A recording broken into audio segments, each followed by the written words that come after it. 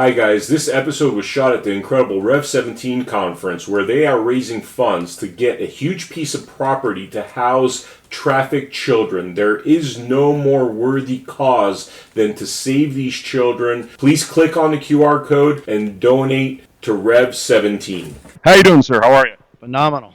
So, introduce yourself and tell us a little bit about what you're doing over here. We're at the Rev 17, by the way, for the audience out there, an amazing conference about child trafficking that Pastor Dave and Matthew Kennedy and the team out here near Sacramento is putting on.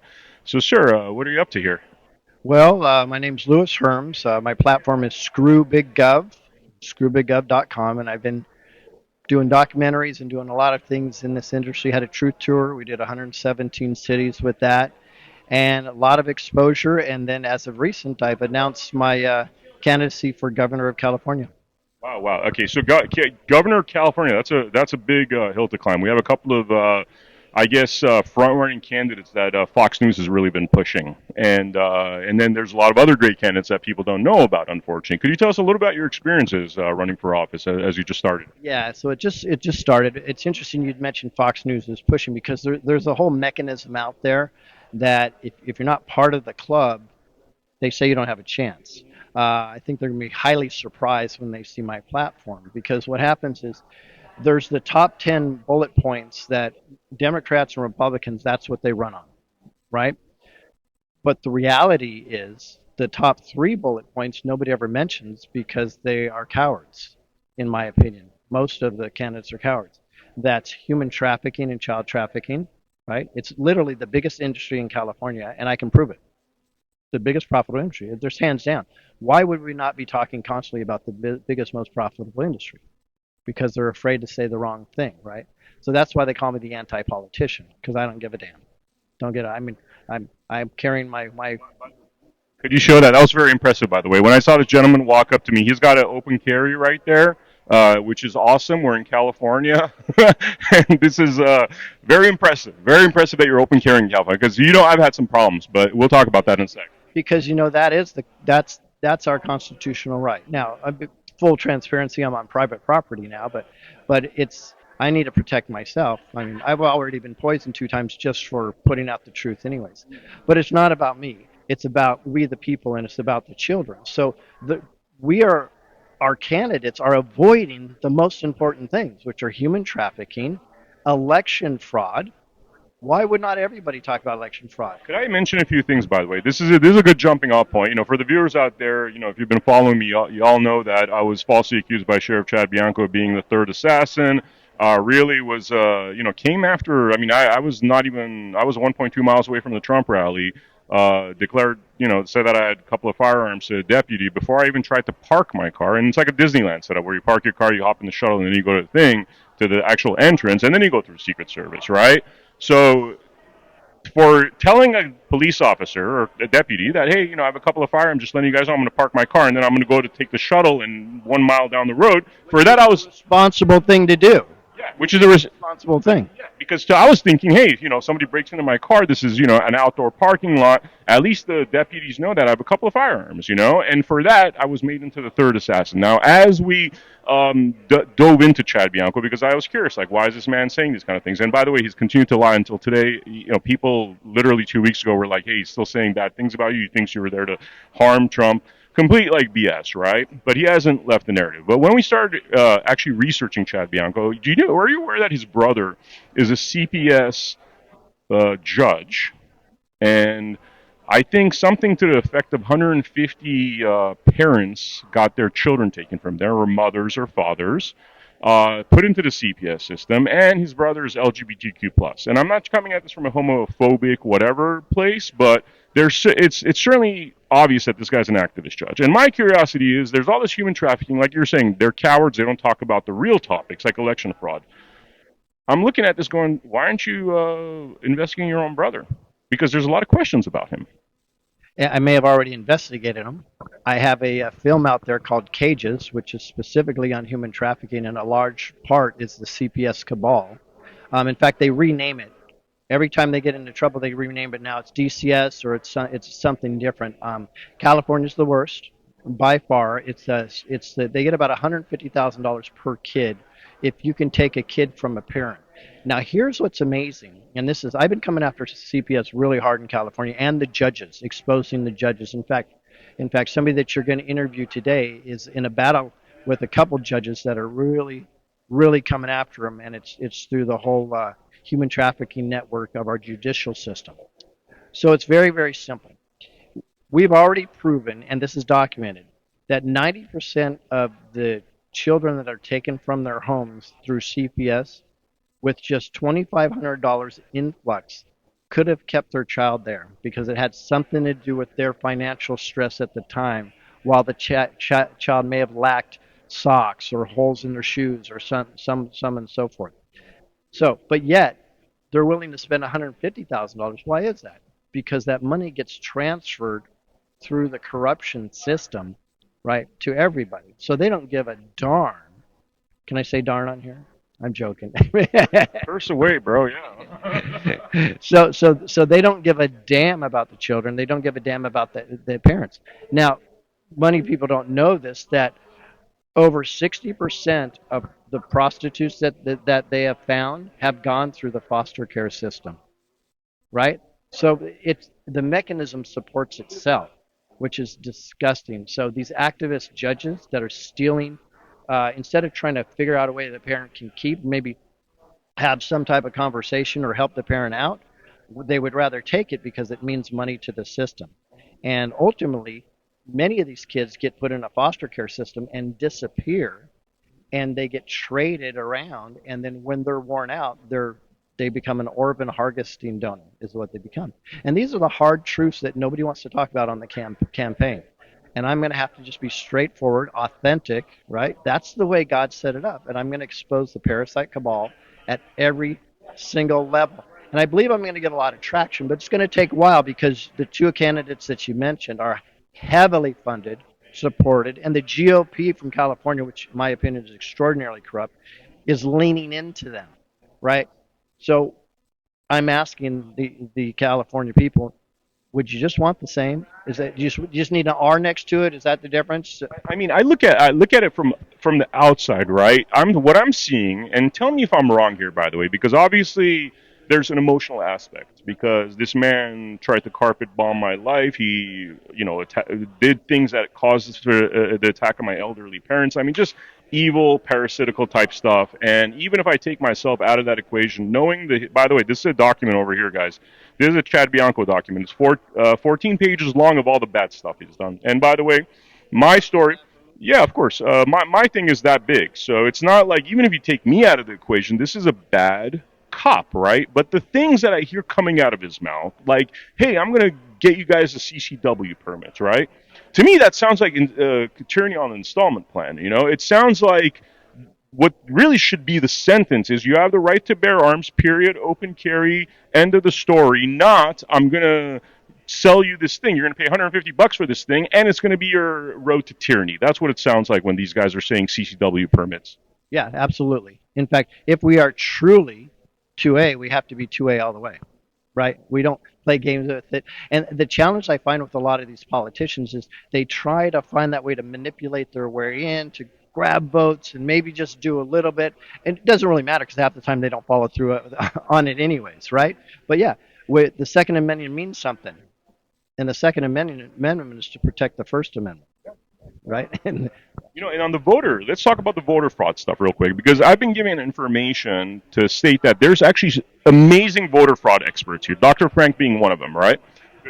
Oh, yeah, absolutely. So basically, people like Dr. Frank were recommended to Chad Bianco to basically do the voter fraud stuff.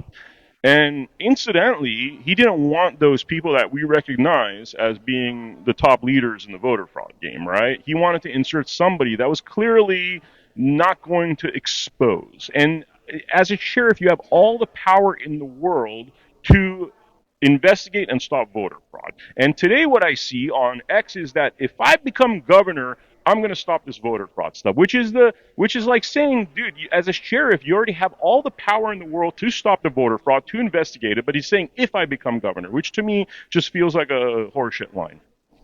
I got my curse word out. So Yeah, well, it's a great line to pander to your audience, right? But the reality is, a sheriff can do it right now, and in fact, because of election fraud in human trafficking, I created a program called Remember Your Oath, which was actually it was I got the inspiration from President Trump because one time he posted "Remember Your Oath" on his True Social feed, and I'm like, that's it.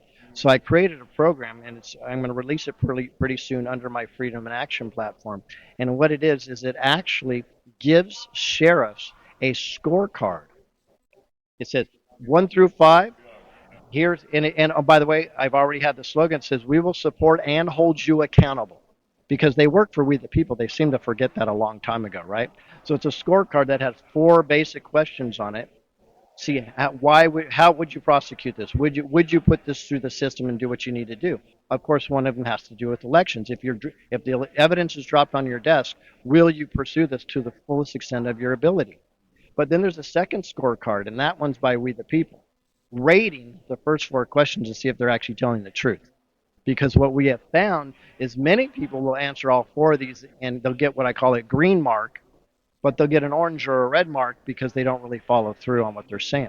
So the beautiful thing about the platform, and I believe by the time we release it, we'll have millions on it. Now they know they're accountable to millions of people that says, we're going to either hold you accountable or we're going to support you because you answer to the we the people. And they need to remember that. And they think they answer to their controllers, but when they find out the power of the people, I think they're going to flip their lids really quickly. Obviously, I've been leading a campaign against Chad Bianco, which, by the way, for the viewers out there, he started off polling at 12% back in November 15. April 12th, there was another poll done, and this is after our campaign of really just pointing out all the bad things about Bianco. He was down to 4.2%, right? Definitely an effective campaign there in terms of showing people what Chad Bianco is. But part of that is, we drop messages. Let's say Chad Bianco's like, hey, like, I'm going to push for CCW. We drop messages. We're like, dude, you're basically tyranny on the installment plan. You have all the power to do this right now. You're full of crap, basically, right?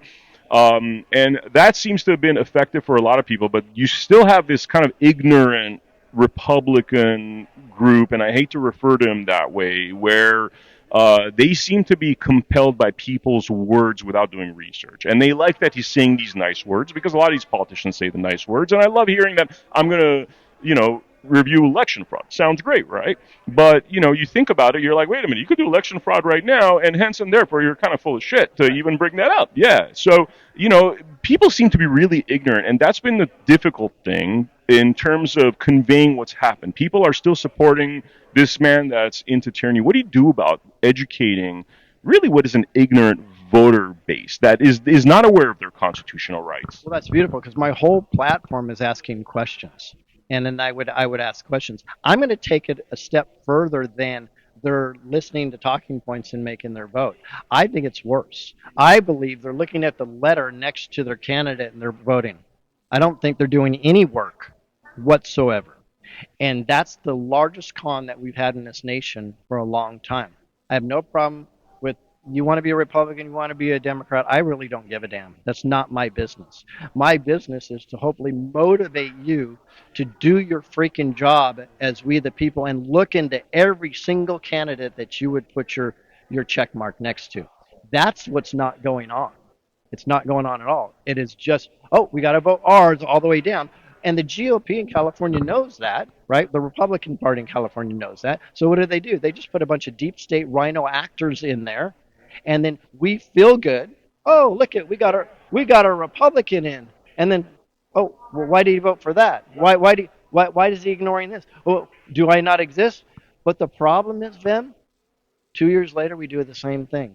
And the same thing and same thing. So what I'm going to hopefully do is I want to break that MK Ultra that I believe that we're under and say, guys, you have a duty to investigate every single person you're going to vote for, or don't put a check mark there at all, right? I actually believe I'm going to bring unity together because it's not about the Democrats and the Republicans. In fact, I believe the division was intentionally created in order for the controllers to control. Sorry, it's psychological warfare because there is such a thing as the 80% party. I believe there is an 80% party because 80% of us, whether Democrat or Republican, don't want our kids sexualized, don't like child trafficking, don't like this criminal nonsense. You're a classic JFK Democrat. That is the 80% party. And they don't. That is imagine you're like looking at and you're running these two businesses. Look at it that way. You're running two businesses, and there's another business that comes and says, you know what? We're going to drive you got 40% market share each one of your businesses. We have 80% market share, so you're done. And then the party system is done, and we go back to the founding fathers' vision, which is really voting on the individual and the policy as opposed to party, which is the cancer of our country, in my opinion. You just said my campaign speech right there. This is exactly what I'm telling everybody. Is we're closer aligned to the JFK Democrats when we look. And I said if we were to do a Venn diagram, it would show us that we are 80% together, and there's a very small percentage that's really divided on. But what do the Democrats and Republicans constantly focus on? They only focus on the divide. That's a game. People in there have to understand they've been played for decades, and we will not be played anymore. They're both selling tyranny on installment plan. One thing I want to talk with you about is, we've done a lot of documentaries, podcasts. It seems as though statutory laws, admiralty law is one of the big issues because we have a constitution that tells us one thing, and then you have this contradictory thing, which is this inversion of what is a constitution, what is really the lineage of God's law, inverted, which is statutory laws. And that's the way they criminalize people. And by the way, I'll give you my example. I had a couple of firearms in my back of my SUV. Told them I had firearms. According to the Constitution, I'm totally in the clear, right? But you look at the statutory laws of California, and all of a sudden, for these two firearms, for somebody that's harmless, no victim in this crime, there is no crime, right? They're spending probably, I would say, this is costing Riverside, in terms of this whole situation, probably upwards of $1 million to defend this situation because they tried to go against my constitutional rights. And now I could federally sue them and say, you're going against my constitutional rights. And judge that's a federal constitutional judge should say, hey, what you guys did is wrong. Opened up $1 million liability for a silly statutory admiralty law. What do you think about that? Well, I simplify it, actually. I don't even go statutory law. I said this is corporate law. We're dealing with corporate tyranny all throughout the states, the cities, the counties, obviously the federal government. DC, I believe, is a corporation. That's just the way it is. I said, so what we need to do is we need to start having these hard conversations. We can call it common law or natural law, and there's kind of a debate between theirs. But I said it literally in my opening announcement to run for governor, I said one thing that we need to explore openly is constitutional common law. What is that? Why are we not doing that? Why are we dealing in a corporate law system? So I'm all over that. Corporate law, which is really about criminalizing people. Your tax dollar, $1 million went for a constitutional right, Riverside County. I mean, that should never be a sentence that comes out of any human being's mouth that, hey, Riverside County, you lost $1 million over this silly statutory law. Yeah, it's just control. It's a control mechanism that's been installed a long time ago. I mean, I can bring it all the way back to Babylonian black magic and the way they try to control things. But it's all control. Because if we can be controlled, and we're controlled through big pharma, right? We're controlled through the education system. We're controlled through the food that we eat. We're controlled through the banking system. It's all. In fact, the reality is the COVID lockdown and mandates would have meant nothing, right, without a corpocracy that actually are the ones that were the brown shirts during the mandates. The reality, if the corporations would have said, I'm not going to enforce this, mask mandates and lockdowns would have ended immediately, right? But the corporations are the ones that enforced it because they are the brown shirts for the deep state cabal.